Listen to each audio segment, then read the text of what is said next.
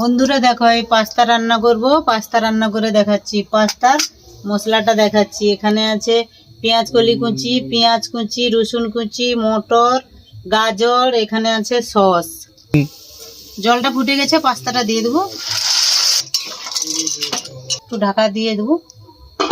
এই পাস্তাটা হয়েছে নাকি দেখে নেবো। ঠিক আছে, আবার ছেঁকে নেবো।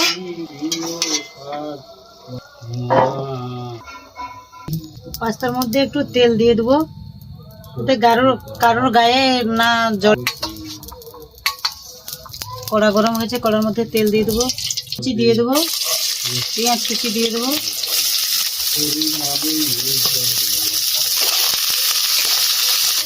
গাজর দিয়ে দেবো,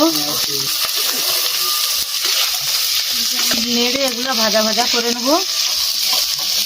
সবজিটা ভেজে নিয়েছি, এবার এই পাস্তাটা দেবো।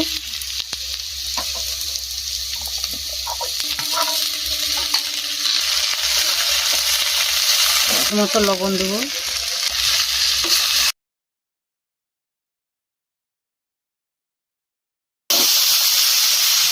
এবার সসটা দিয়ে দেবো।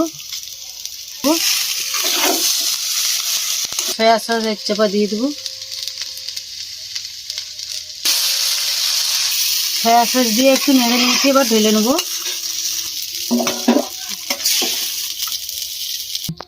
তো বন্ধুরা, এই পাস্তাটা রান্না করেছি, কিরকম হয়েছে আপনারা কমেন্ট করে জানাবে।